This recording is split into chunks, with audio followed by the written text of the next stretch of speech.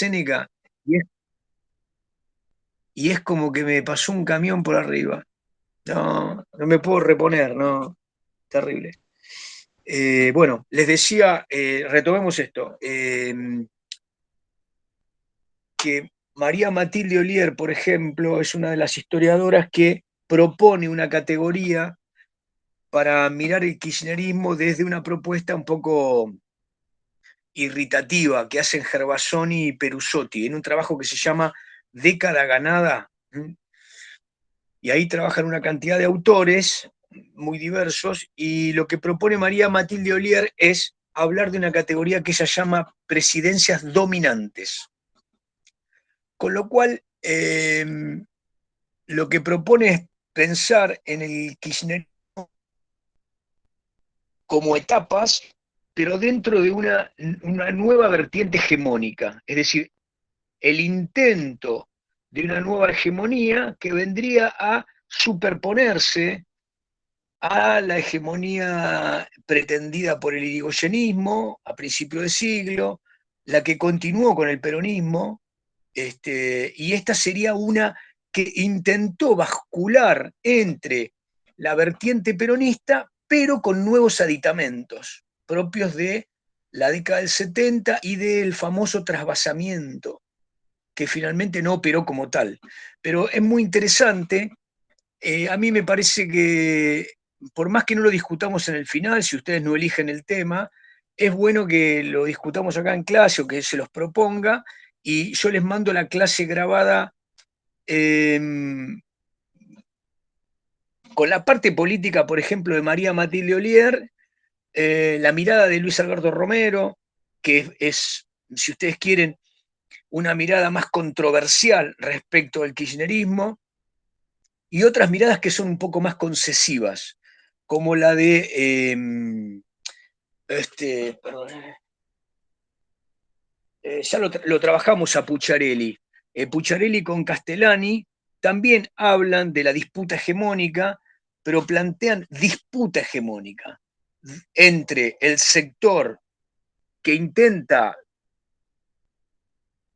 restaurar una hegemonía tendiente a los sectores concentrados de la economía, es decir, los vínculos entre el capitalismo internacional y, en este caso, lo que emergió durante el kirchnerismo, que fue el crecimiento de una gran exportación de commodities. Entonces, ahí se dio la principal disputa, 2008, entre el intento de una hegemonía kirchnerista en torno a la inclusión de los sectores marginados por el proceso del menemismo al 2001, y ese proceso de inclusión en general puede ser visto como el intento de una nueva sustitución de importaciones, o una reinstalación de algunas vertientes de la producción manufacturera. Cuando digo manufacturera lo digo entre recontra comillas, porque lo que pasó en los 90 fue que fue totalmente reconvertido el sector que hoy podemos llamar manufacturero. Pero en todo caso, ese intento del kirchnerismo se posó sobre una nueva Argentina que ahora tenía expuesta márgenes de pobreza y de exclusión, que no pudieron integrarse a partir de las instituciones clásicas de la sustitución de importaciones. Las instituciones clásicas de la sustitución de importaciones, ¿quiénes eran? Y la industria privada, o sea, la industria liviana principalmente, toda esa historia. Claro, cuando vos decís la industria, decís las cámaras empresarias, la burguesía tal, la burguesía cual, ¿no? Ujú. O sea, Dicen sujetos históricos. ¿Cuál sería la institución y los sujetos para acompañar esto? ¿Qué más? los ¿Qué otros sindicatos. sujetos tienen? Los sindicatos. La institución que integra el trabajo como vector fundamental del peronismo eran los sindicatos, la CGT y algunas corporaciones asociadas, ¿no? Que tenían que ver con lo que los liberales llamaban las cuasi rentas estatales. El Estado la matriz estadocéntrica lo que hacía era generar rentas o cuasi rentas que partían del Estado, porque protegían una industria y le daban parte de esa protección como subsidio a un sindicato. Es decir, cuando un sindicato negociaba la obra social, negociaba convenios colectivos de trabajo, estaba asociada a esa protección estatal que siempre es un subsidio. ¿Se entiende lo que digo, no? ¿Sí? Bien. Entonces digo, contra esa vertiente que es característica, por lo menos hasta el fin del periodo peronista, digo, se muere Perón y un poco todavía estábamos en ese intento de populismo eh, manufacturero con el Estado como centro de la economía, matriz estadocéntrica. Eh, el intento de sostener ese estado de bienestar, ¿no? Nacido, digamos, un poco antes del peronismo, incipientemente, fines de los 30, principios de los 40. Bueno, es en ese marco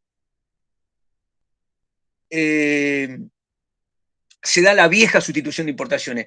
Entonces, lo que viene a decir Pucciarelli es que después de la crisis del 2001 y hasta el 2003, la profundidad de la destrucción del salario, la profundidad de la desindustrialización, la profundidad de la pérdida de capacidad de negociación de los sectores trabajadores, genera un nuevo proceso político en el cual la nueva hegemonía no tiene que bascular solo sobre los antiguos sujetos de la sustitución de importaciones, es decir, la CGT y los sindicatos, sino que hay nuevos sectores, nuevos actores. ¿Quiénes son? Los desocupados, los que quedaron al margen, digamos, del sistema. Las organizaciones sociales. Bien, las organizaciones sociales y territoriales, digamos, ¿no? Bien. ¿Cómo está afiladito Facundo? ¿Vieron? Facundo está afilado. Miren, este libro, no importa, este libro no está en la bibliografía obligatoria, no, pero me olvidé de decírselo el otro día. Este lo escribe un tal Boyanovsky, Bazán, que junto con otro, que no me acuerdo, escribieron Los setentistas, que es un libro un poquito marginal, un poquito con dineros del kirchnerismo, pero Los setentistas es un libro que habla de cómo surgió el kirchnerismo, es decir, dónde militaba Cristina, dónde militaban de verdad, dónde militaban Néstor, en La Plata, cómo se conocían, en fin. Si unos estaban más cercanos en la Universidad de La Plata, estaban más cercanos a la FARC, otros estaban más cercanos a una órbita montonera.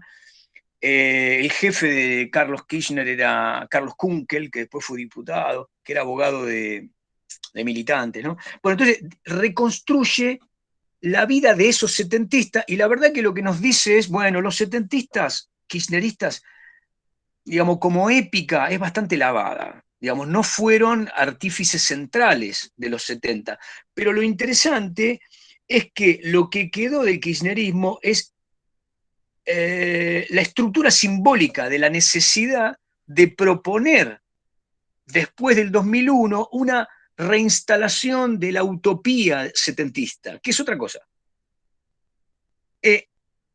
Esta utopía setentista, ¿sobre qué instituciones se va a depositar con mayor fuerza? Una es la que hablamos, o algunas son las que hablamos la clase pasada, las instituciones y los grupos de derechos humanos, donde el kirchnerismo ahí apela a nosotros somos la generación desaparecida, nosotros somos los sobrevivientes de aquella catástrofe, de la militancia perseguida, bla, bla, bla.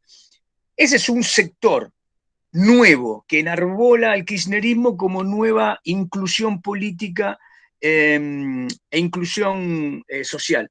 Y la otra es lo que dice Boyanovsky y Bozán en este texto, que son los sectores marginales, qué sé yo, del IA, Pérsico, el movimiento Evita, ¿no?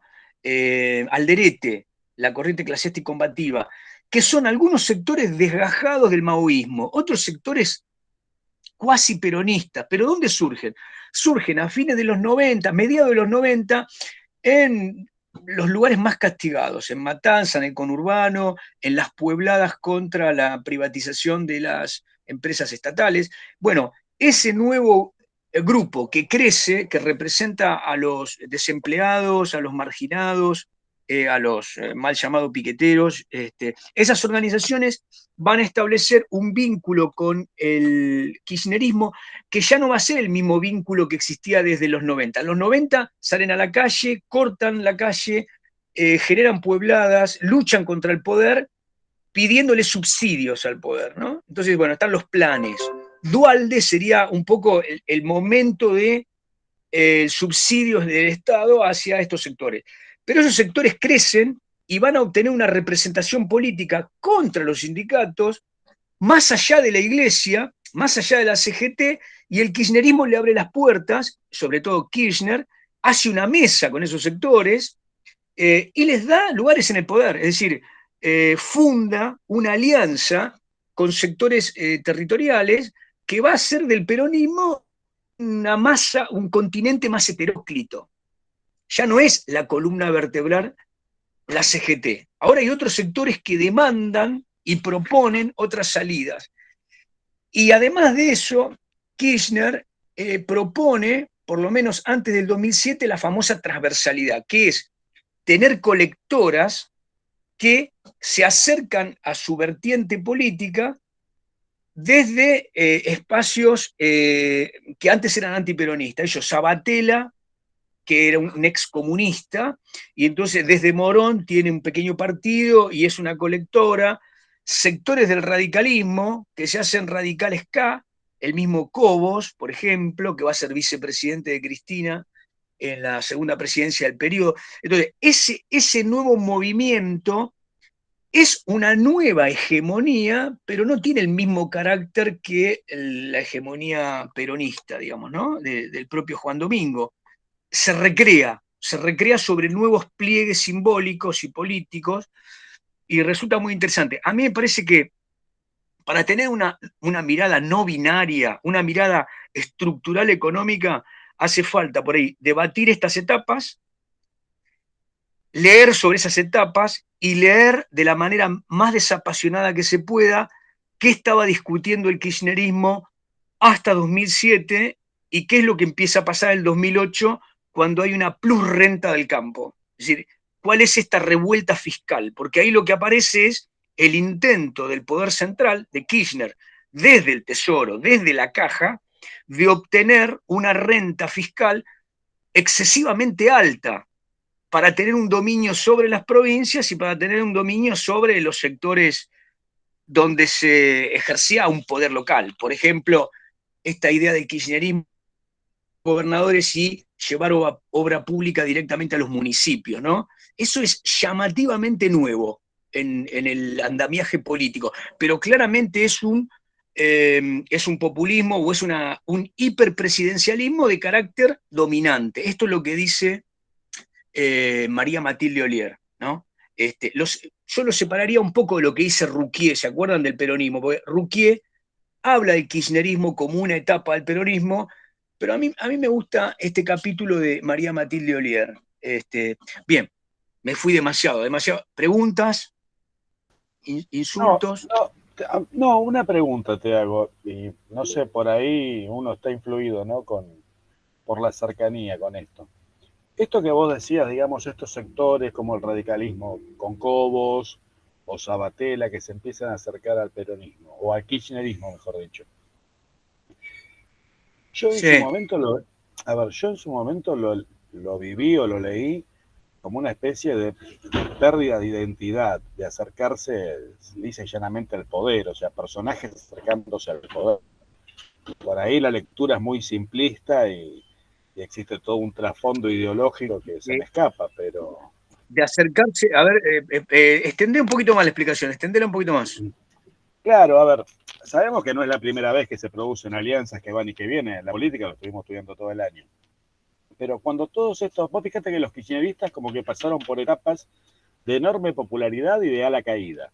Hubo momentos en que nadie se quería sacar una foto con los Kirchner hasta que no se la sacaba Scioli, pobre manco que era el único que aparecía.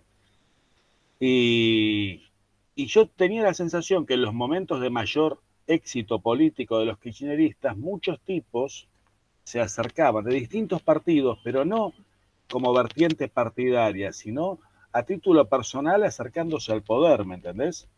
No sé si logro Vos lo que ser claro decís, en lo que esto digo. sería oportunismo. Algo por el estilo, así lo entendía yo en ese momento, porque no me parecía que el radicalismo se hubiese fraccionado hacia el kirchnerismo, sino que algunos personajes se rajaban hacia ese lado, por ejemplo. Bueno, a mí me parece que por empezar es, a ver, ¿cómo decirlo? Para que estoy pensando y estoy abriendo a la vez, ya estoy para.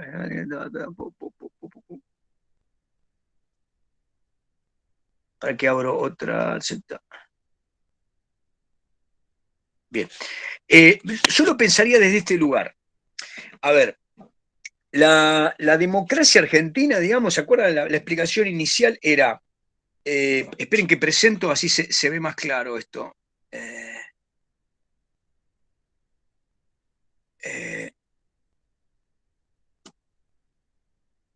Bueno, ahí, entonces digo, la democracia como proceso de construcción democrática, ¿no? Empieza en la República Radical, ese periodo 83-89, como, como bipartidista pura, 93% entre los dos partidos. Y la elección del 2003, en la que finalmente Kirchner queda segundo, tenía 3 listas de cada partido. ¿Sí? Rodríguez Sá, Menem y Kirchner por el Partido Justicialista en distintas fracciones, y Carrió, López Murphy y Moró. 3 candidatos por la UCR, 3 candidatos por el PJ, además de otros candidatos que iban por la izquierda. Era de una fragmentación del sistema político y de una crisis de representación, la crisis de representación del 2001. Entonces, yo no sé si fue oportunismo, no lo niego, Alexis, que digamos, si uno estudia después en términos de personajes, uno va a encontrar, discúlpenme esta salida, pero tiene que ver con esto, con los dichos populares, uno diría hoy, toma a un Massa, ¿no? A un Massa y dice, bueno, a Massa le cabe cualquier tipo de. No, Massa trabaja con Morales y estuvo con radicales y estuvo con la Baña. En fin, digamos, hay políticos que parecen tener mayor flexibilidad que la identidad partidaria. Ahora, yo diría, la identidad partidaria, la institucionalidad partidaria, si le cabe al peronismo, yo creo que no. Pero digo, la identidad de los peronistas, ¿cuál es? El poder. Si estamos todos juntos, ganamos. Bueno, en algún momento eso se quebró. Entonces, digo, el postmenemismo es la idea de que en la Argentina ya no hay un sistema de partidos, digamos, donde hay 2 polos únicos. Lo que hay son potenciales coaliciones. Y yo diría más, en la medida que nos acercamos al presente, la posibilidad de que esas coaliciones vayan variando y que haya radicales y algunos peronistas más a la izquierda, yo diría más a la derecha, que piensan que cualquier tipo de coalición es mejor si enfrentamos a Cristina, por ejemplo, que es uno de los polos políticos del presente, o la misma, desde la izquierda, apoyar al Frente de Todos o al cristinismo, porque el otro polo es el PRO y Macri. Digo, la sensación es que hemos roto un sistema de identidades partidarias, pero ya hace un par de décadas. Entonces, estaría más por esta línea que por el puro oportunismo. No sé si me expliqué, ¿no? Como idea general. Profe, me Sí, acuerdo que el año pasado, con Olga, que vimos, hay una política ciudadana o algo así, bueno, no me acuerdo bien cómo era la materia, que ella nos decía, o nos perdón, vamos a hacer un parate acá. ¿qué? La Bueno. señora vicedirectora Olga Piñeiro te dio una materia y vos no te acordás el nombre de la materia. Perdón, política y ciudadana, algo así era, no me sale ahora. Educación cívica. Perfecto. No se llama así. Pará, educación cívica superior. Problemática jurídica, Educación moral y cívica. Ahí va. Bueno, cuestión. Problemática jurídica y ciudadana.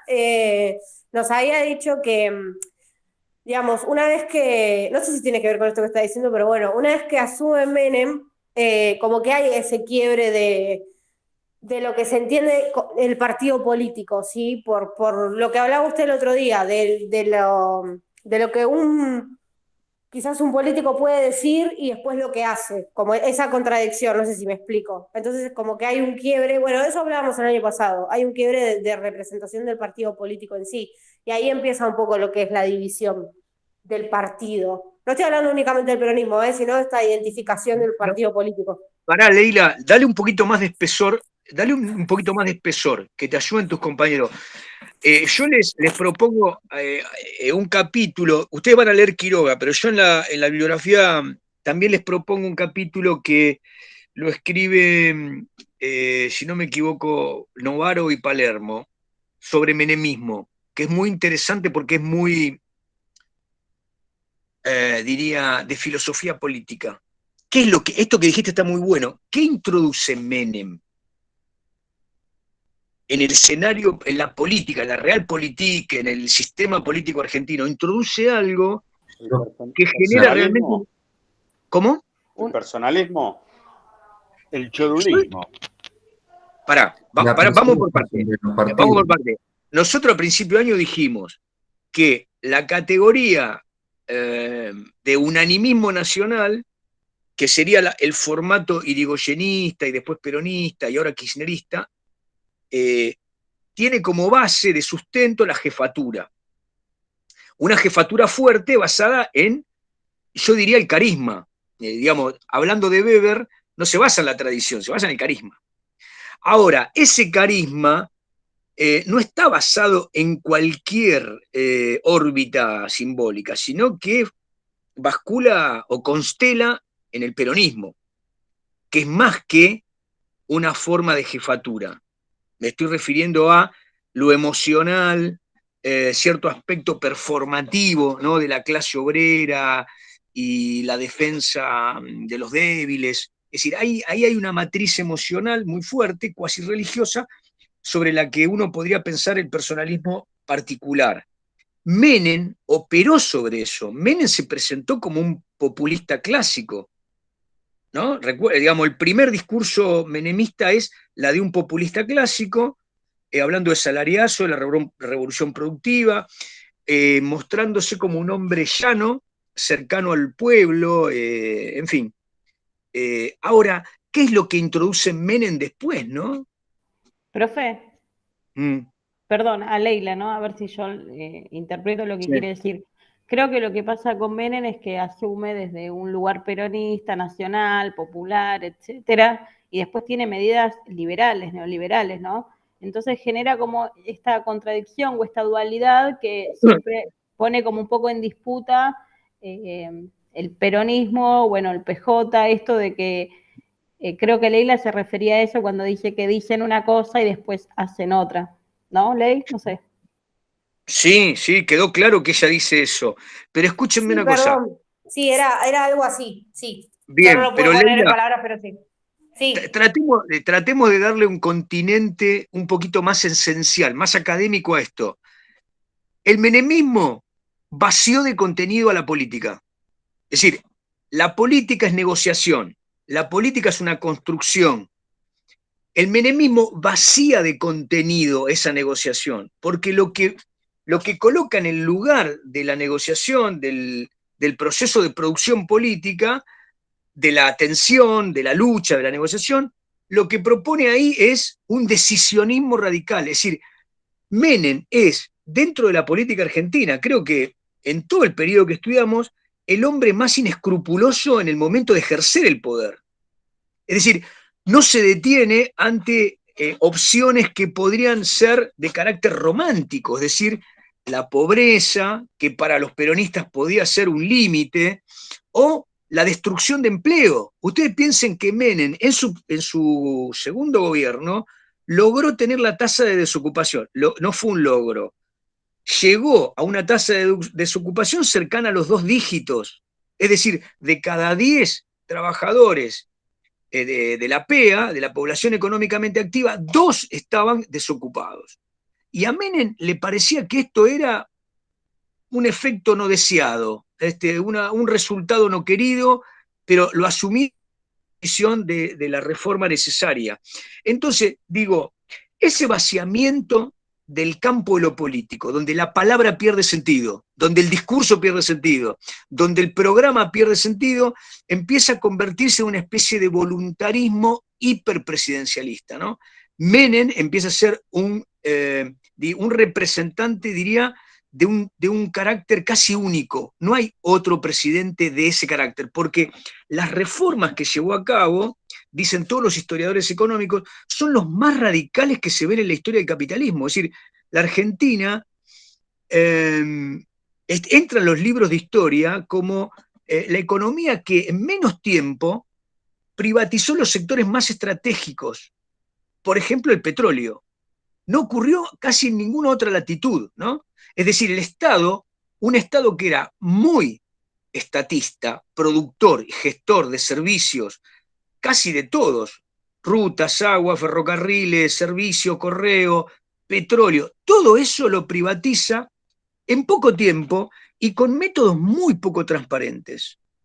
Y todo eso lo logra en una sociedad bastante alelada. Es decir, lo que llama la atención de esta Pax menemista es cómo la sociedad entre el 91 y 94 presencia, observa, es contemporánea de procesos tan radicales sin capacidad de reacción. Una de las respuestas posibles, yo espero que ustedes encuentren otras, es que el menemismo, como estructura política, encuentra una pax en la lucha contra la inflación. La Argentina venía de una debacle, de una guerra civil económica, que eran dos hiperinflaciones. La primera, sí, la segunda la sufre el propio Menem. Para que ustedes tengan idea, en el año 89 hubo casi 3.100% de inflación. Repito, 3.100, algo así, 3.080% de inflación. Uno no tiene idea de lo que significa esto. Significa que vos tenés un salario a principio de mes y a los 2 días tenés menos, y a la semana tenés menos. Entonces tenés que comprar a principio de mes todo lo que vas a consumir, porque en el término de un mes la plata se te licúa, la capacidad de compra de lo que vos tenés en la mano se te licúa. Eso ocurrió entre marzo del 89 y la renuncia de Alfonsín. Y Menem tiene una segunda hiper, que no es del 3000, creo que es del 1600. Fulminante también, segunda hiper, año 90. El hecho de que Menem y Cavallo hayan resuelto ese problema y que a lo largo de 5 años la Argentina tiene una inflación razonable, es decir, como en el resto del mundo, un dígito, el 1, el 2%, es decir, si ustedes ven la tabla de la inflación, ahora se las voy a mostrar dentro de un ratito, la tabla inflacionaria, la secuencia inflacionaria de la Argentina, uno entiende que fue el menemismo. Digo, entiende uno de los factores. ¿Se entiende, Valeria, a lo que me estoy refiriendo? Una serie de cambios realizadas de esta manera, vaciando la política, con un nivel de hiperpresidencialismo tan profundo y tan escrupuloso, puede ser asumido desde una sociedad completamente golpeada por un proceso de crisis límite, hiperinflación. Sí, Alexis. ¿Te puedo agregar algo? O sea, esto porque lo vi de primera mano, ¿no? No sé si fue un proceso general, pero se me ocurre que sí. Una cosa que hizo Menem también fue fraccionar los sindicatos, o sea, conseguir una lucha interna dentro de los sindicatos. En el caso de los ferroviarios, por ejemplo, bueno, esto no tienen por qué saberlo, siempre hubo una diferencia entre lo que era la tracción eléctrica y la tracción diésel. La tracción diésel era más o menos la estrella del show, que es la que va al interior, la carga, todo. La tracción eléctrica es urbana. Y el famoso ferrocarril que para, ferrocarril que cierra, al directivo de aquel momento, o por lo menos eso dijo el directivo, bajó a los sindicatos urbanos, que eran los que tenían que seguir circulando sí o sí, diciendo que Menem iba a poner una plata para repartir entre todos. O sea, los de la tracción eléctrica se cagaban a trompadas con lo de la tracción diésel, que eran los que estaban parando.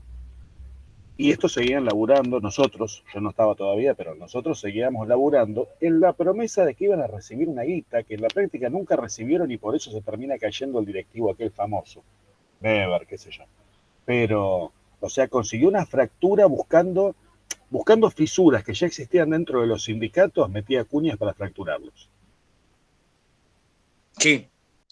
Uno podría, en este mismo sentido de Alexis, sin irnos del carril en el que estábamos, Menem, como les dije al principio, logra resolver casi todos los problemas de manera más o menos expeditiva, violenta, inescrupulosa. Por ejemplo, el tema de los militares, a los tiros con la cárcel, el tema de la iglesia y el tema de los sindicatos que mencionaba Alexis.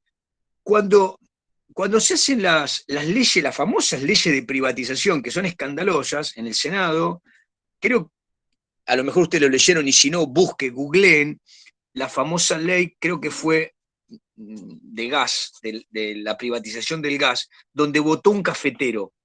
Los diputados del PJ sientan a un cafetero, el que vendía café, el que estaba ahí, lo sientan y lo hacen votar. Quiero decir, esto era válido, entre otras cosas, porque el resultado de esas privatizaciones hizo que los que llamamos hoy gordos, digamos, comercio, sanidad, empleados del Estado, empleados judiciales, los grandes sindicatos de la Argentina que tienen centenares de miles de afiliados, formaran parte ahora de una nueva aristocracia de empresarios. Pedraza, por ejemplo, fue uno de los beneficiados del gremio de Alexis, que se quedó con parte de los ramales de carga. Esa es la Unión Ferroviaria, perdón.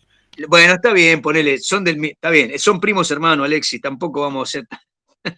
Bueno, lo que quiero decir es, los sindicatos obtuvieron de Menem una parte del botín. No todos, una parte del botín. ¿Qué fue lo que pasó cuando Menem hizo esto? Bueno, su bancada política se le dividió, aparecieron los famosos 8 antimenemistas que estaban liderados por Chacho Álvarez, que después se va a ir al antimenemismo y finalmente va a formar la alianza con el radicalismo. Lo tienen al Chacho Álvarez, ¿no? Vicepresidente de la Rúa. Bien. De eso hablaba yo, del grupo de los 8. Específicamente con eso habíamos empezado a hablar con Olguita, lo que bien. Sí, ahora, Chacho, con todo este análisis, si no se bajaba a Menem, Néstor nunca entendí bien si ahí Duhalde intervino, pero digo, es interesante todo este análisis y así todo estaba bien posicionado, digo. Ahí me perdí, Valeria, te adelantaste, pero que no cuando sé. Bueno, no, pensando en todo así, No. viendo la película, Vale? ¿no?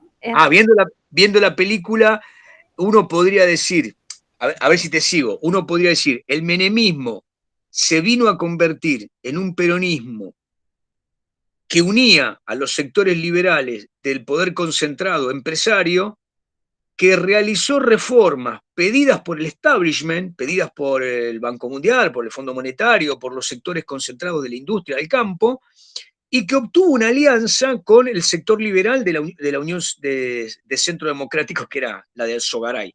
Digo, en ese sentido, cuesta creer, pero no es tan disparatado que Menem, aún después del 2001, cuya debacle era responsabilidad de su política, o de su no política, ahora vamos a explicar qué quiero decir con esto, todavía fuese el que era más votado, es decir, tuvo el 24% por encima del resto de los candidatos totalmente fragmentados.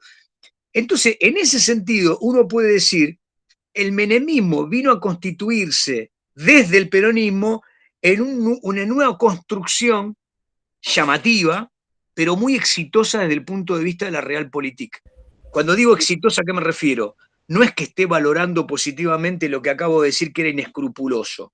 Lo que vengo a decir es que paralelamente a esta reforma del Estado, violenta, fugaz y corrupta, la Argentina obtenía en esos años un ingreso de capitales privados que sostenía la convertibilidad 1 a 1 y que hizo que la Argentina durante 5 años creciera al 8%. El Producto Bruto de la Argentina, el PBI per cápita, más alto durante muchas décadas, siguió siendo el del año 98. Claro, la Argentina no creció industrialmente, la Argentina creció en servicios. Durante el menemismo, los servicios bancarios, los servicios financieros, los servicios telefónicos, los servicios de hábitat, los servicios infraestructurales, hicieron que la Argentina se modernizara. Punto. Se modernizara para un sector de la economía, mientras que otro sector era desempleado, marginado y excluido. Esta es necesariamente la complejidad del menemismo, pero yo diría, el éxito contra la hiperinflación y el crecimiento sostenido de la economía a lo largo de 5 años, la vuelta del crédito para el consumidor mínimo, para la familia mínima que tiene un empleo, constituían en el plano de por lo menos 3 décadas una conquista invalorable. Digo, más allá del propio Menem, uno tiene que comprender esos fenómenos. Si uno funciona con transparencia y piensa que el elector pone en clave de estoy eligiendo a un corrupto o estoy eligiendo a este Frankenstein, ¿no? Desde el punto de vista político, tal como lo estamos analizando, ahí hay un error. El electorado funciona. Es que, profe, sí, disculpe Néstor, que lo interrumpa. No, adelante. Mucha gente en esa época, por eso él vuelve a ganar en primera vuelta con el 24, porque mucha gente queda pegada con los créditos en dólares en ese momento, entonces el temor a que él pierda y que haya un movimiento con el tipo de cambio hizo que la gente, que ese 24% o parte de ese 24% lo vuelva a votar, creo yo. Sí, pero ¿te puedo agregar algo, Néstor? Sí. Vos fíjate lo siguiente, yo te digo porque durante los 90 estuve de los dos lados, subocupado la mayor parte y habiendo ingresado a Metrovías cuando todavía estaba Menem. Y te digo, tenías sectores absolutamente marginales en cantidades cada vez mayores, pero aquel tipo que tenía un laburito más o menos, iba tirando más o menos bien. Yo conozco muchos tipos que se hicieron la casita, piojosos como yo, que me reventaba las pulgas con las uñas, de repente tenía una tarjeta de crédito, cosa que no tenían ni los médicos. Mis viejos no habían tenido tarjeta de crédito, yo tenía una tarjeta de crédito. ¿Me entendés? Eso también, bueno, escuchen, vamos a poner un nombre a eso. Digo, de nuevo, tratemos de analizar esto académicamente, no desde un lugar emocional. La Argentina, a fines del alfonsinismo, según Quiroga y según Mario Damil, sufrió un proceso en el cual los dos partidos mayoritarios, PJ y UCR, no supo trascender la crisis de la debacle de la sustitución de importaciones. Es decir, tanto el radicalismo alfonsinista como el peronismo, el pejotismo del año 83-84, basculaban sobre la idea de la matriz estadocéntrica. Es decir, no estaban convencidos de que Argentina tenía que desmontar la matriz estadocéntrica para entrar en una sociedad de mercado. Este es el gran cambio que explica Cavarossi y que explica Mario Damil. ¿Qué significaba entrar a una... Sí, una Facundo. Pregunta ahí. Pero Sí. Alfonsín no había mandado un proyecto para privatizar ya al Congreso que no se lo vota en el 89, sí. ¿Puede ser? Sí. Sí, pero, a ver, de nuevo, ¿qué dice Mario Damil? Mario Damil dice lo siguiente. El Estado argentino que lega la dictadura militar es un Estado imposible. Es decir, después de la apertura de Martínez Dios, después de la crisis del año 80-81, con una corrida bancaria terrible, después de la asunción del Estado, de la deuda pública y privada, de los privados, fundamentalmente de las grandes empresas, con Cavallo en el 82 en el Banco Central, lo que deja la dictadura a la democracia en términos económicos es lo que llama Mario Damil el nuevo endeudamiento. La Argentina, a partir del Rodrigazo, entra en un proceso de incremento de endeudamiento, porque lo que tiene es un saldo negativo de balanza fiscal y un saldo negativo de balanza comercial. Es decir, la Argentina empieza a ser una economía que está viviendo por encima de su productividad y con un sistema de producción que es obsoleto. Es decir, estamos en una estructura de trabajo urbano sobre relaciones empresariales, sindicales, que debe cambiarse. Esto lo dicen todos los historiadores económicos, y la Argentina, para modificar esa estructura, debe introducir cambios, como dice Alexis, que implicaban la modernización económica. Por ejemplo, hacer que su sistema financiero se ampliara, hacer que su sistema financiero trajera nuevos servicios, hacer que su sistema financiero implicara un crédito, y esto suponía romper con algunas estructuras que el Estado tenía como cuasi rentas. Es decir, cuando nosotros estudiamos el peronismo y dijimos el peronismo era obviamente un Estado que ejercía todo tipo de controles sobre todas las actividades, estamos diciendo sobre las productivas, sobre las transacciones, sobre el crédito, sobre el ahorro, etc. Bien, la salida de esa economía que la Argentina había tenido desde los años, fines de los 30 hasta los 70, la dictadura intenta introducirla, pero lo que genera es un disparate, es decir, genera una estructura de mayor endeudamiento. Cuando ustedes vean la tasa de crecimiento de la deuda pública, van a ver que Estela Martínez de Perón tenía algo así como 5.000 millones de dólares, recibe casi 40.000 millones de dólares. Es decir, la deuda se había quintuplicado, sextuplicado, producto de los desaguisados de la apertura económica y financiera de la dictadura, pero producto de qué? De que, a ver, esta es la idea, el Estado argentino era ineficiente. Digo, ¿en qué términos? Bueno, que para funcionar gastaba más de lo que lograba extraer de la sociedad, en términos fiscales, y que tenía un importante atraso en la producción agropecuaria y no había logrado modernizar su estructura productiva industrial.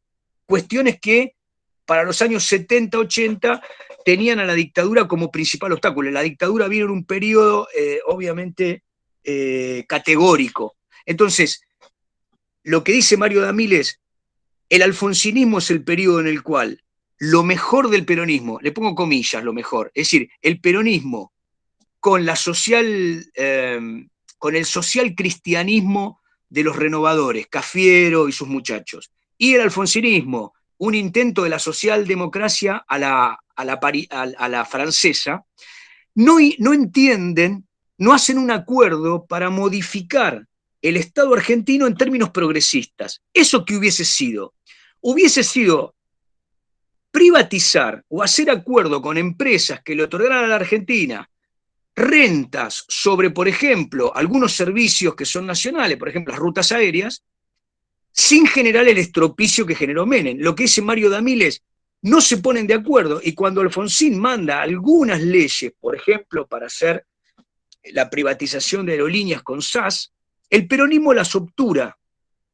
El peronismo en el Senado las obtura, y lo que genera es que ese proceso de necesaria modernización en una, a ver, digo, pienso en un lugar económico, no políticamente dogmático.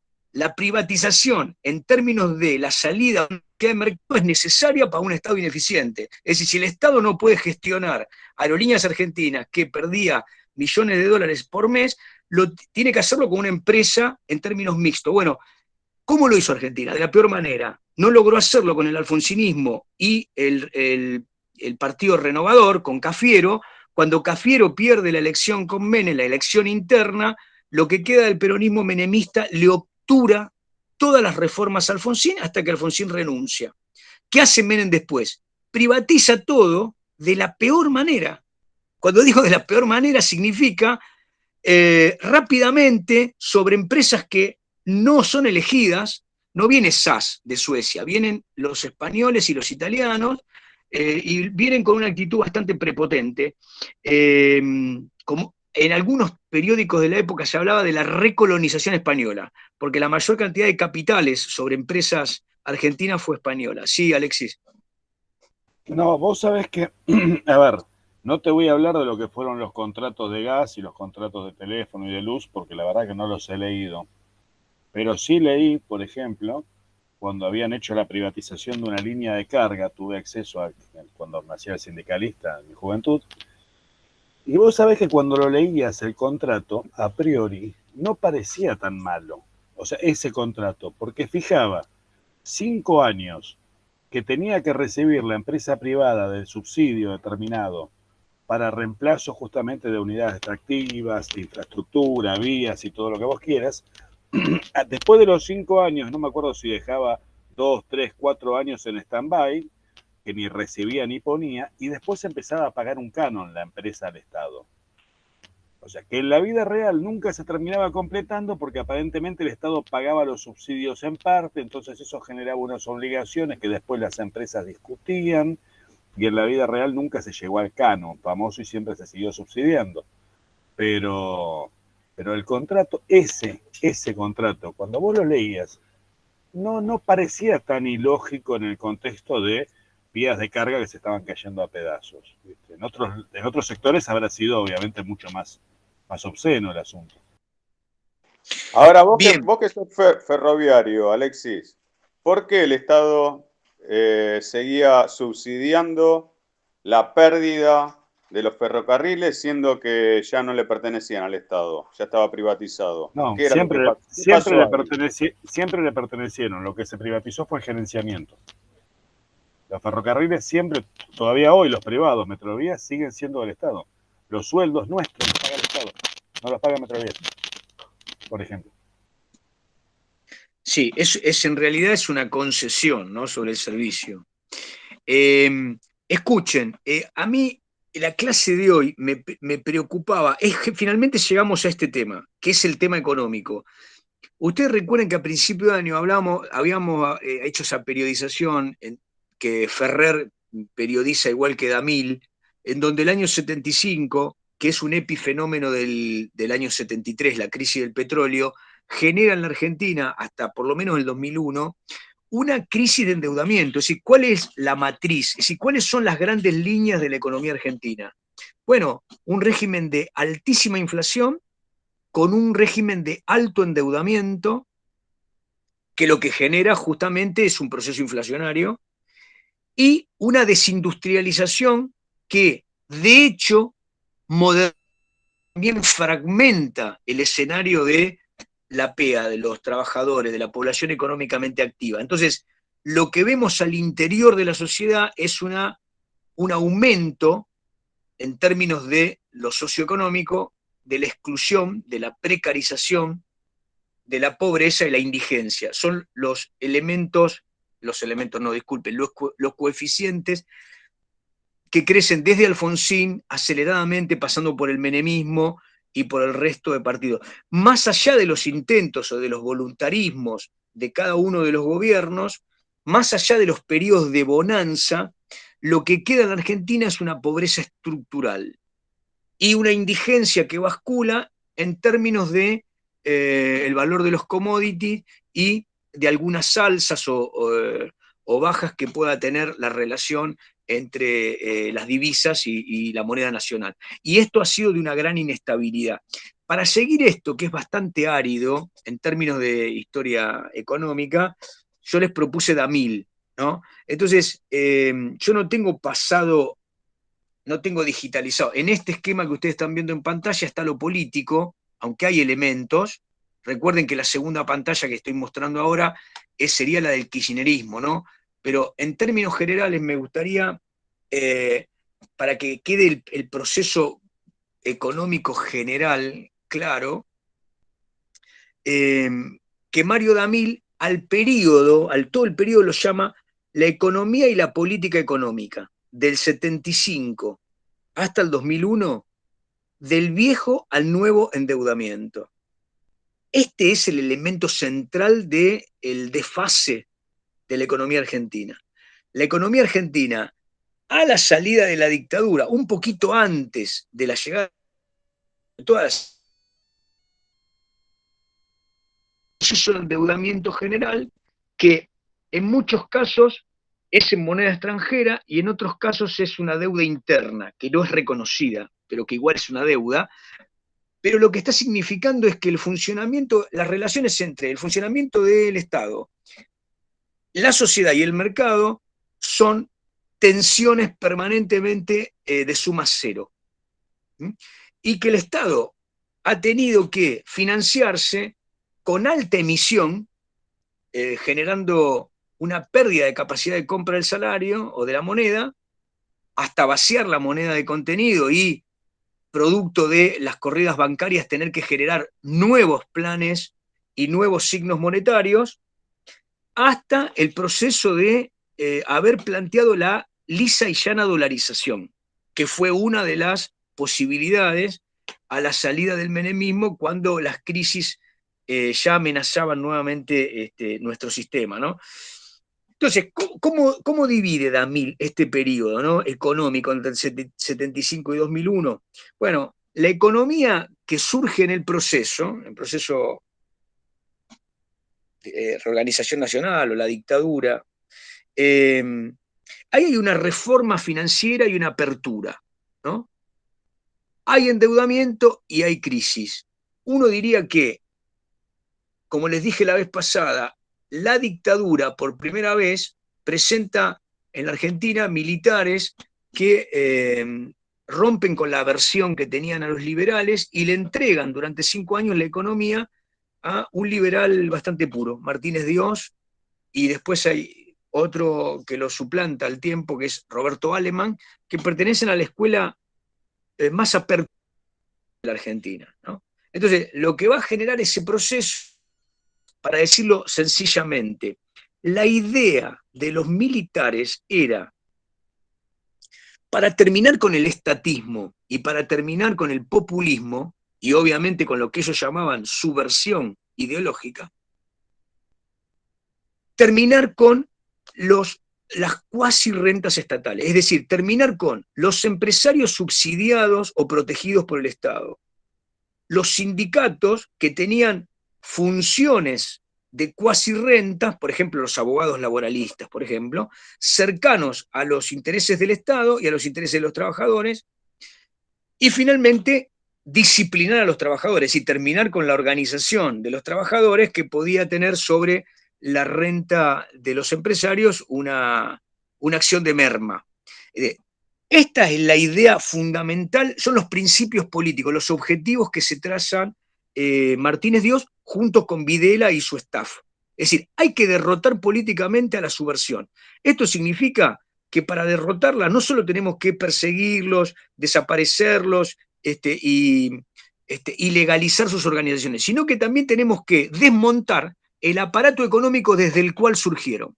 Sean radicales, sean peronistas, sean a la izquierda de ellos, todos terminan siendo agentes de ese estatismo.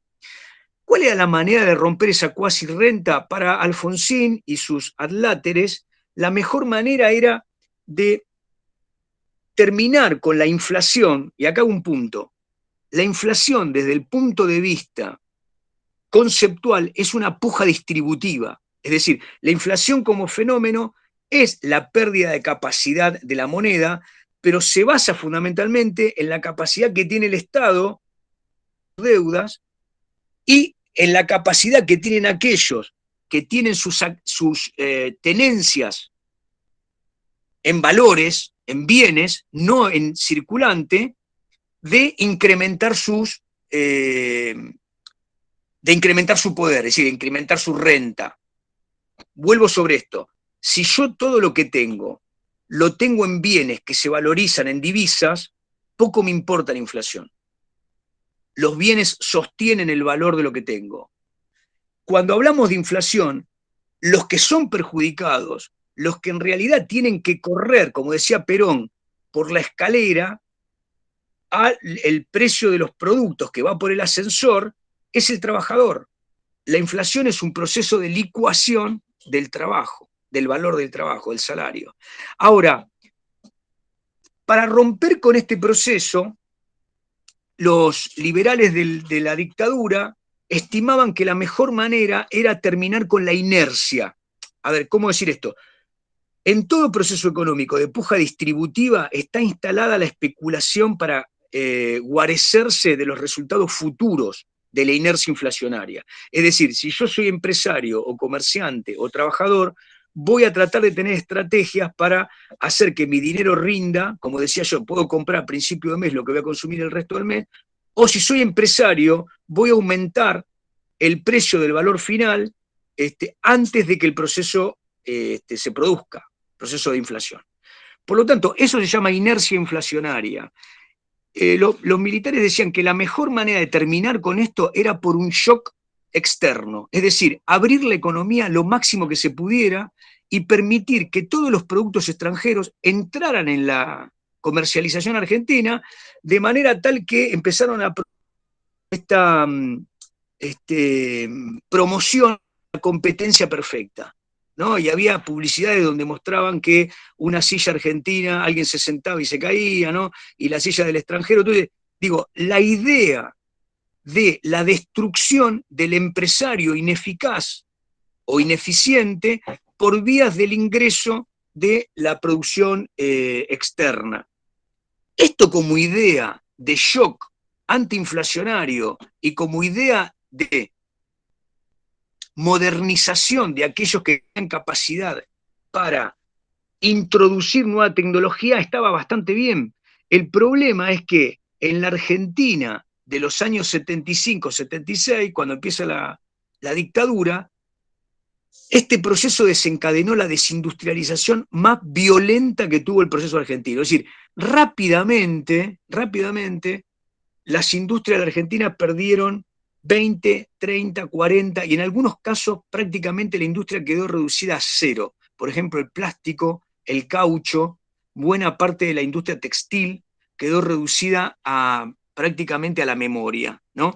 Bueno, ahora, en este proceso de apertura comercial y de desindustrialización, el objetivo de terminar con la inflación no se logró.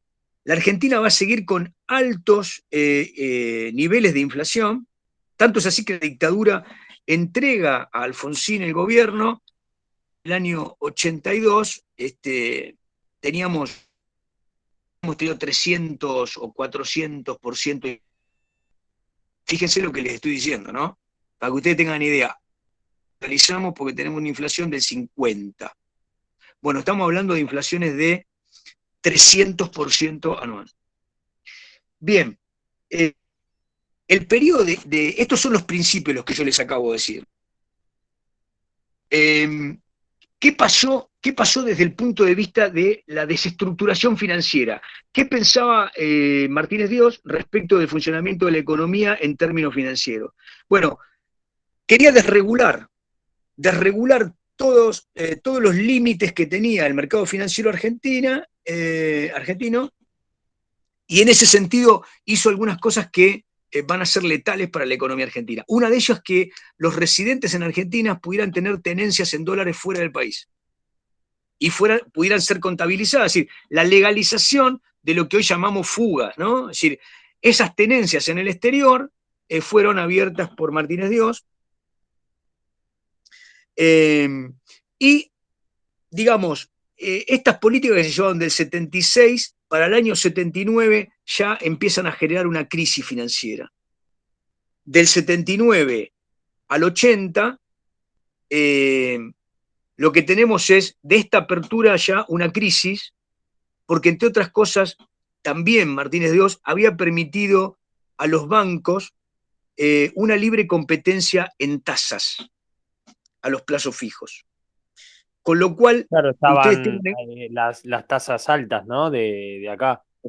Exactamente. Que convenía. Entonces, claro, ante el ingreso de capitales externos que se posicionaban como crédito interno, había una gran bicicleta que era otorgar altas tasas. Para el año 80, esta especulación financiera termina con una gran corrida bancaria. Una gran corrida. En realidad la plata se iba afuera después. Claro, exactamente. Lo que le quedó a la Argentina fue una gran deuda, porque el Estado argentino asumió el soporte, o sea, fue soporte de los depósitos de los particulares. Cosa que no sucedió, digamos, después en el 2001, donde el Estado dio papeles a los premios, ¿no? Entonces, de esta corrida del 80 al 81, prácticamente la dictadura para ese momento estaba de salida, digamos, ¿no? El diálogo político que había intentado Viola había fracasado. No quiero meterme en lo político, pero digamos, la dictadura como una hegemonía sine die había fracasado. Esto lo que generó, desde el punto de vista económico, digamos, para el año 81 fue, además del gran endeudamiento que crece en la Argentina, una fuga de capitales. una fuga de capitales muy importante. Y lo que viene desde el 81 hasta el 83 es el intento de ajuste, ¿no?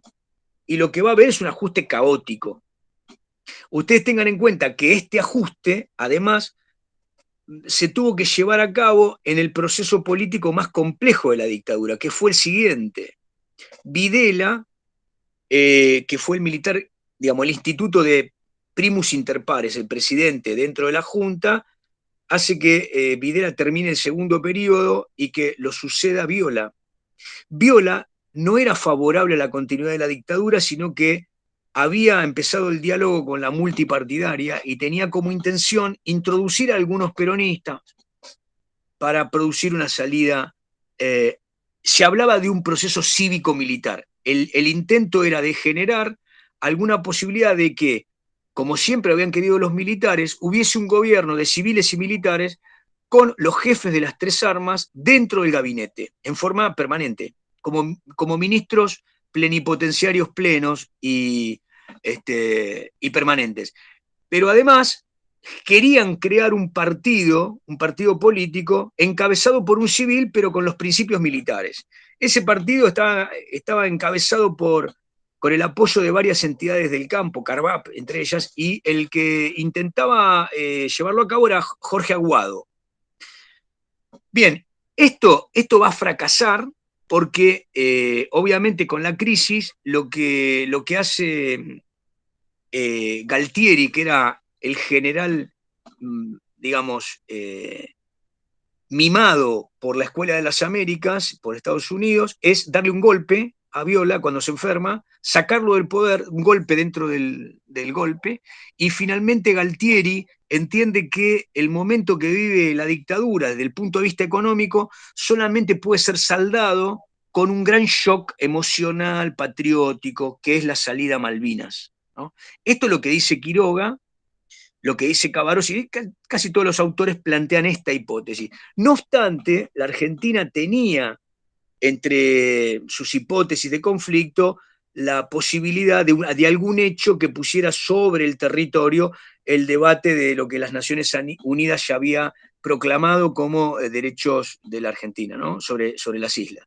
Bueno, la cuestión es que, vamos a lo económico, Malvinas, el proceso del conflicto bélico, lo que genera son más deudas porque la Argentina tiene que comprar una cantidad de misiles, aviones y demás, lo que incrementa la deuda y el proceso de caos económico que recibe Alfonsín.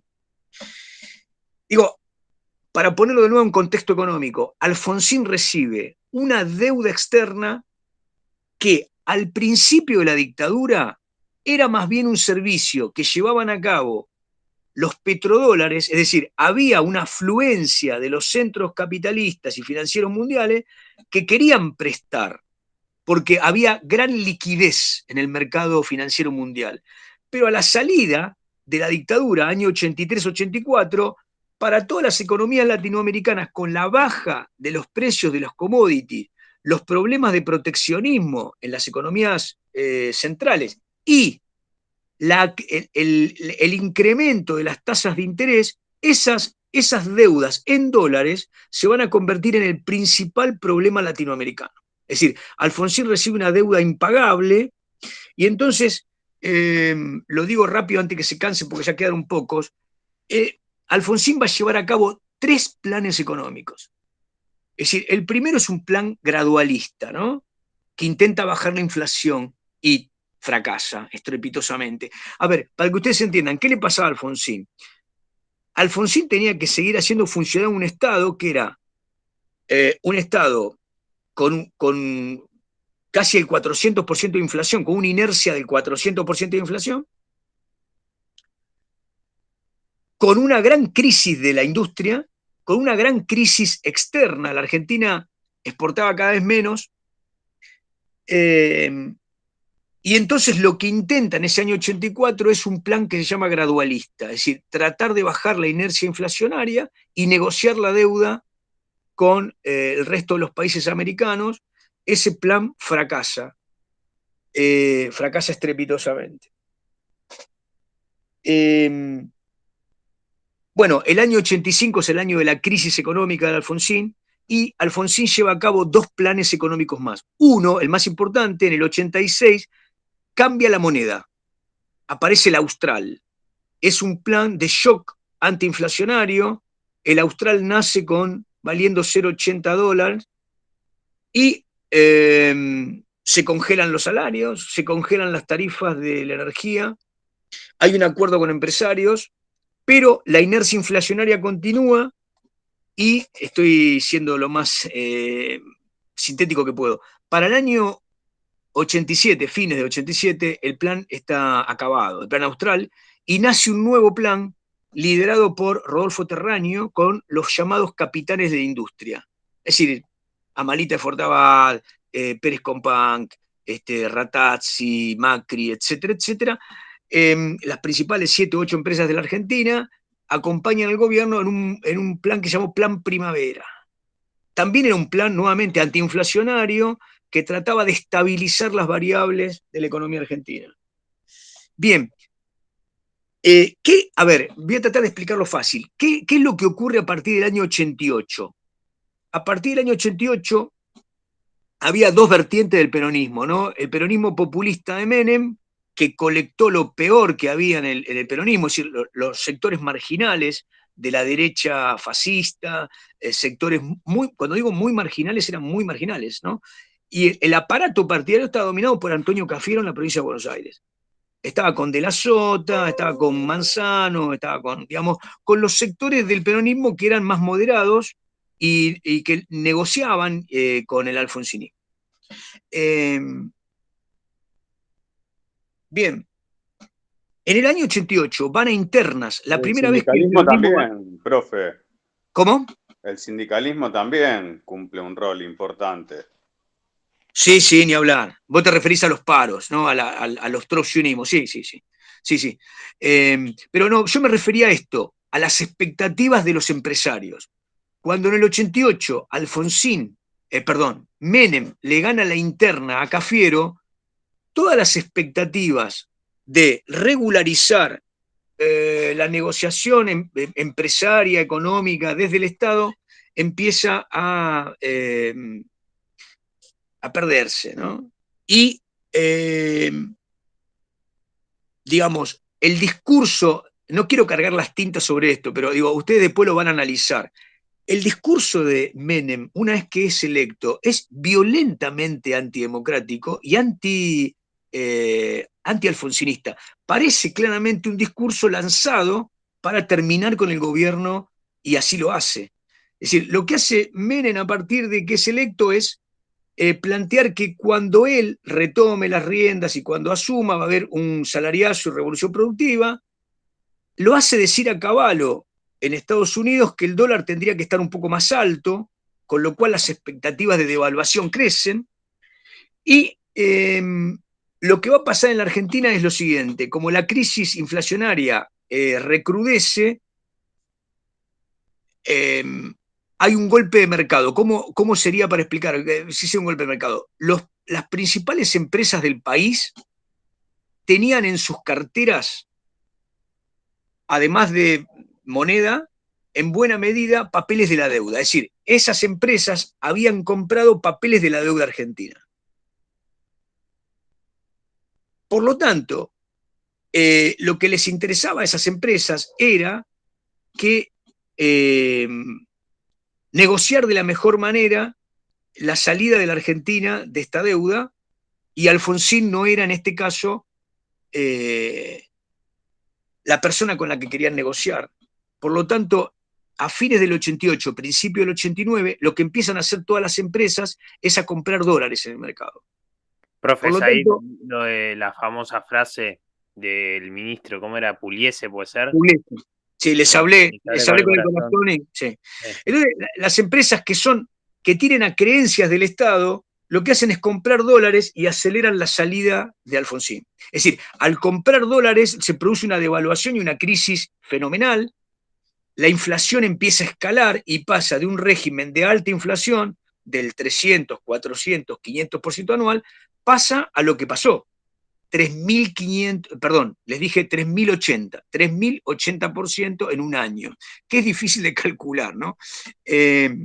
a veces cuando yo pienso cuánto me salió alguna cosa, cuando encuentro una factura vieja, no lo puedes creer, porque son muchos ceros que perdió la moneda. Bueno, en ese contexto entonces se produce la crisis definitiva de este intento de Alfonsín en términos de sostener la matriz estadocéntrica y, digamos, lo que deja Alfonsín es un crecimiento de la deuda tenue, la deuda no crece tanto como en el periodo de la dictadura, y lo que hereda Menem es un país con una necesidad de shock. Entonces, Menem, ¿qué hace? Tiene al principio dos planes. Tiene un plan, escuchen bien, que es entregarle la economía a la empresa Bunge y Bor. Es decir, la empresa más grande de la Argentina, en términos de exportación de cereales, Bunge y Bor, negocia con Menem y Menem le dice, bueno, el Ministerio de Economía es de ustedes. El primero que ocupa ese ministerio es Roig y se muere a la semana. 6 días dura y se muere el corazón. Y lo continúa Rapanelli. Bueno, Rapanelli lleva a cabo un plan de estabilización que fracasa y la Argentina va a tener la segunda corrida. En esa corrida hubo un plan que se llamó Plan Bonex. La gente que tenía depósitos en los bancos casi pierde todo porque los bancos están a punto de la quiebra.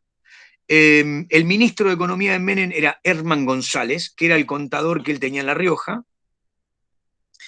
Bien, después de ese plan Bonex, con esa segunda hiperinflación, Menem se decide a llevar a cabo el acuerdo definitivo de su gobierno, que es con la Embajada de los Estados Unidos, con Bush, presidente de los Estados Unidos, y se monta en el consenso de Washington. A partir de ese momento, Menem recibe en Latinoamérica la mayor afluencia de capitales y lleva a cabo la tarea que ese camino hacia el primer mundo. Menem empieza con la utopía de la Argentina de modernización, la Argentina hacia el primer mundo, y el gran plan económico lo lleva a cabo Domingo Cavallo, que es una nueva caja de conversión. La Argentina vuelve a tener otro signo monetario, digamos, con una importante reducción de números, de dígitos, y entonces $1 va a valer $1. Para que esto fuese posible, digamos, lo que la Argentina tuvo a lo largo de muchos años, por lo menos 5 o 6 años, fue un ingreso de capitales en el mercado, que obviamente Menem lo volvió a abrir, el mercado de capitales no tenía restricciones, y por lo tanto el financiamiento de ese sistema de conversión permitía que trabajadores como el que les está hablando ahora cobrara $3.000 por mes. Yo me acuerdo que en el año 96 trabajaba de docente los 3 turnos, pero un día fui al cajero, también producto de la modernización menemista, como dice don Alexis, tener tarjeta de crédito, cobrar a cualquier hora con una tarjetita en cualquier banco, eso era realmente el paso a un país, una Argentina verde, ¿no? Pero bueno, cuando un mes saqué del cajero creo que 2.800 y pico de dólares, me di cuenta que algo estaba profundamente mal. Ahora los libros lo dicen claramente. El salario medio de los argentinos estaba muy por encima de su productividad en dólares. ¿Dónde estaba la parte que faltaba? Bueno, la Argentina se estaba endeudando. La Argentina durante el periodo menemista, aunque tuvo una Pax interna de baja inflación, de gran crecimiento económico, incrementó la deuda en 3 o 4 veces y terminó, si no recuerdo mal, en los 150.000 millones de dólares.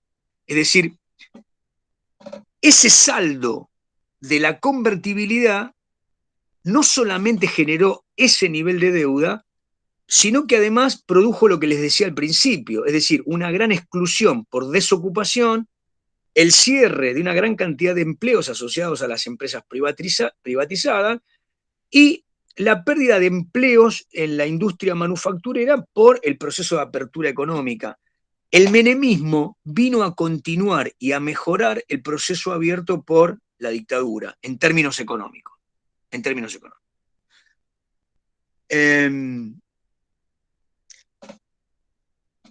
está de suyo que a partir del año 94, el menemismo 95, el menemismo también empezó a mostrarle a los analistas económicos otro problema de la convertibilidad, que era el siguiente: cuando uno deposita la política económica, la política macro, en la conversión con una moneda extranjera, se queda sin política económica. Uno no puede establecer un dólar de exportación, un dólar de importación. Uno no puede cuidar el trabajo interno si realiza este tipo de esquema. Entonces, lo que empezó a pasar es que donde había una crisis mundial, la que fuera, primero fue la de Brasil, después fue la de México, después fue la de Rusia, cada una de esas crisis mundiales nos afectaba directamente, porque ante cada crisis lo que hacían los capitales era fluir hacia un centro financiero y abandonar la plaza. Esto generaba obviamente retracción, problemas en el crédito, etc. Bien, no obstante todo lo que acabo de decir, el menemismo continuó siendo una política más o menos exitosa. Para fines de los 90 sí había en la Argentina una gran corriente antimenemista, compuesta por la famosa CTA, que fueron todos los gremios estatales que tuvieron que sufrir la pérdida de empleos, el sector de camioneros, que fue uno de los que, unido con los sectores de judiciales, se planteó una lucha en famosas marchas contra el menemismo, el grupo de los 8, que se unió con el tiempo a otro grupo que había surgido, otro grupo político de los derechos humanos. Graciela Fernández Mejide y Aníbal Ibarra eran sus cabezas. Y bueno, estos grupos, digamos, van transcurriendo los años de crisis final del menemismo, del 98 al 2000, y se terminan coaligando en la famosa alianza, formada fundamentalmente por el Frente País Solidario, que era la unión que hicieron estos peronistas no menemistas, Bordón, Chacho Álvarez y otros, este sector de los derechos humanos, Graciela Fernández Mejide, Ibarra, y los sectores sindicales que no estaban con el sector de los gordos, digamos, ¿no? De los gremios menemistas. Vamos a cerrar por acá, como idea.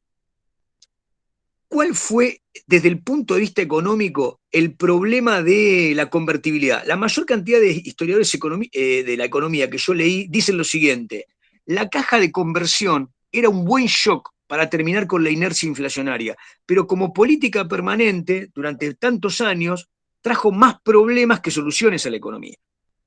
Para el año 98-99, todos los que estaban endeudados en dólares, síganme, todos los que estaban endeudados en dólares porque tenían un crédito sobre una vivienda a pagar durante muchos años, o todos los que no tenían trabajo, producto de los efectos de desindustrialización y privatización y exclusión que llevó a cabo el menemismo, estaban en la calle. Unos, dice Dongui, unos pedían salir de la convertibilidad. Los que no tenían trabajo, los movimientos territoriales decían: salgamos de la convertibilidad porque esto no nos permite subsistir. Pero los que estaban endeudados o tenían ahorros en dólares dentro de los bancos, pedían seguir en la convertibilidad. Entonces, dice Dongui, llamativamente, la crisis del menemismo del 99 al 2000 se parecía en una gran protesta donde en la calle se encontraban abrazados los que querían seguir con la convertibilidad y los que querían terminar con la convertibilidad. Llamativamente, el 2001 es el fin de la convertibilidad, lo que nos hace sacar dos conclusiones. La alianza fue un posmenemismo. La alianza, desde el punto de vista político, se presentó como un romanticismo antimenemista. Es decir, para superar a Menem, nosotros no vamos a robar, nosotros no seremos corruptos, nosotros no seremos inescrupulosos, pero vamos a seguir con la política económica de Menem, que fue lo que pasó. Con lo cual, el menemismo continuó después del 2000 como crisis. Se fue profundizando esta crisis hasta que el propio de la Rúa tuvo que volver a llamar al propio Cavallo para que viniera a tratar de morigerar los resultados de esa salida furiosa de la convertibilidad que se llevaba a cabo, ustedes se acuerdan, con el corralito, el corralón, que significaba lisa y llanamente que los contribuyentes o los trabajadores no pudieran ir a los bancos a sacar su dinero, porque esto constituía una corrida que no tenía fin.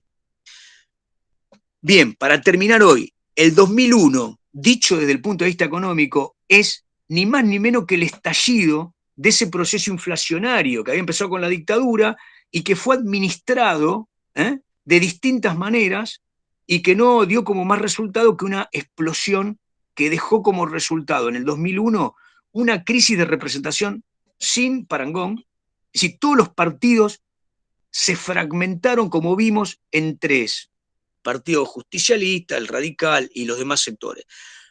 Muchos outsiders, es decir, sectores que hablaban de la política como antipolítica, empezaron a tener en el electorado mayor escucha, y finalmente sectores trotskistas tuvieron representación en el Parlamento, producto de este vacío de representación, ¿no? Luis Zamora, por ejemplo, fue electo diputado.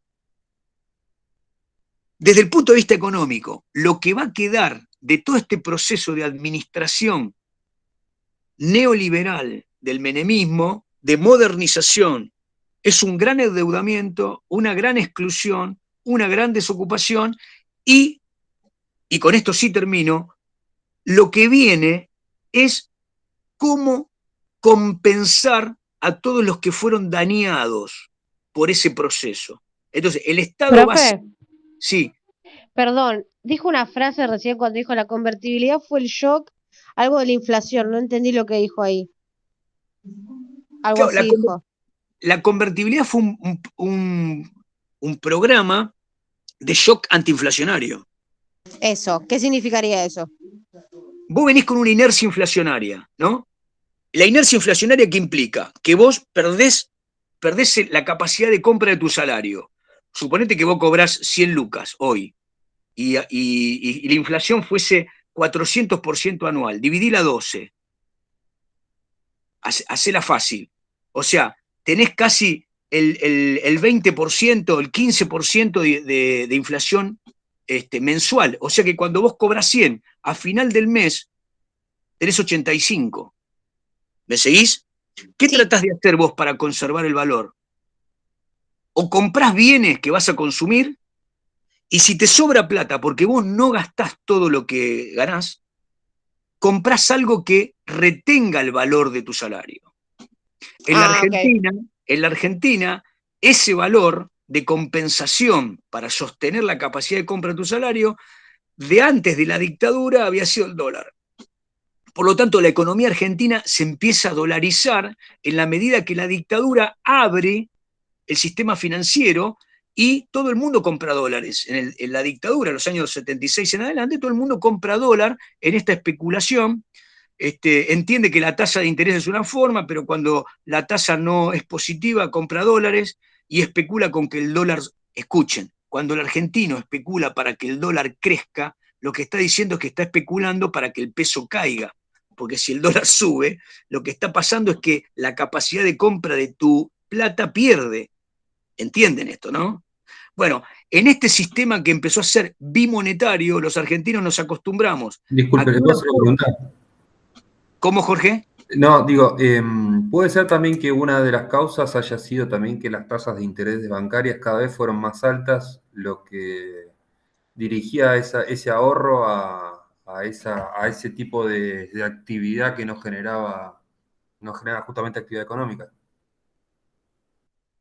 Claro, sí, pero si vos sos una entidad bancaria y pagás altas tasas de interés, si vos sos un banco y pagás alta tasa de interés, quiere decir que el tiempo en el cual vos tenés el valor de la moneda del que te la dejó a vos, lo tenés que utilizar para algo más rentable, porque nadie paga alta tasa de interés para quebrar como banco.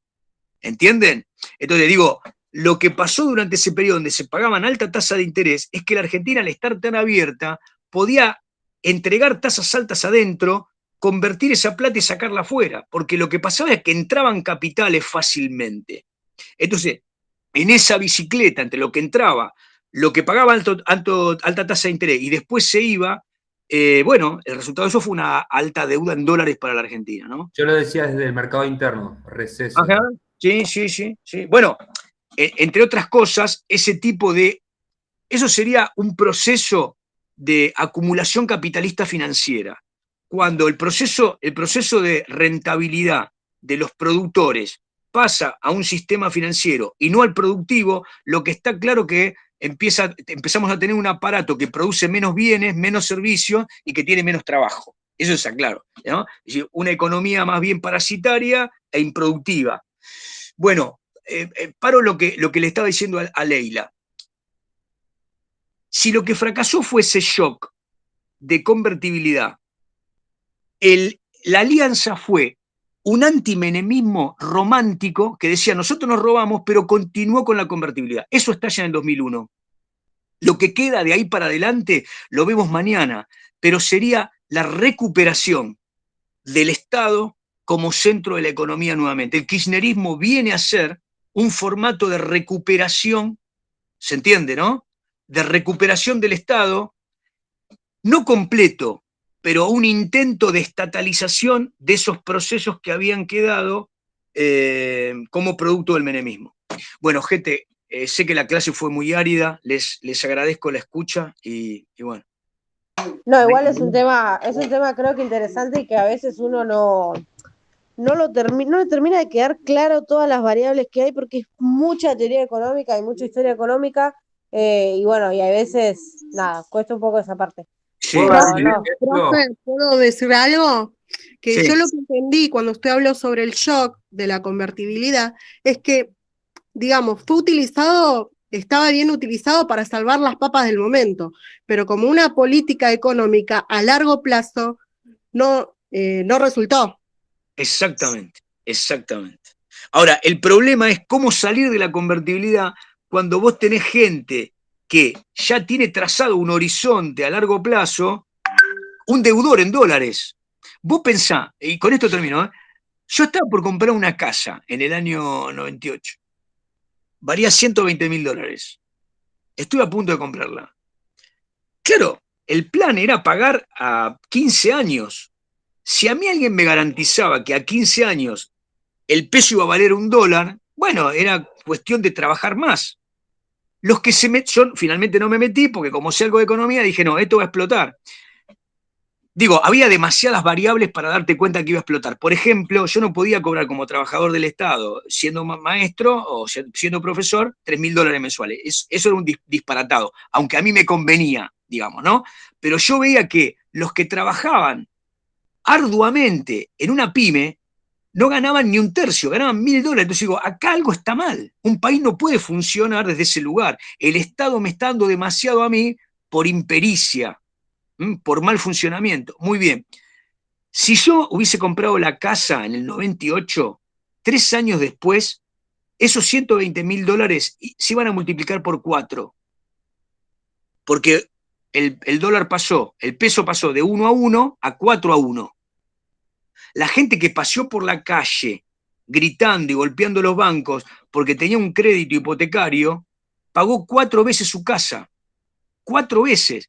Y su salario se derrumbó a partir del 2001, porque la Argentina entró en una depresión absoluta. ¿Entienden, no? Una crisis de la más severa. Los que habían trabajado durante años y habían confiado sus ahorros a dejarlos en dólares, y ahora el banco cerraba y le decía, no tengo tus dólares, no están. No te puedo dar nada, te doy un papelito. ¿Se entiende, no? Ese fue el 2001. Bueno, gente, nos vemos mañana.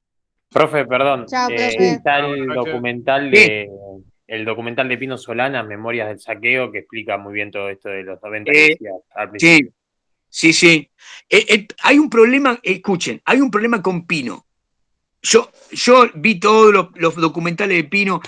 A mí me siguen gustando mucho más los documentales de Pino de los años 60, ¿vieron? De antes del Cordobazo.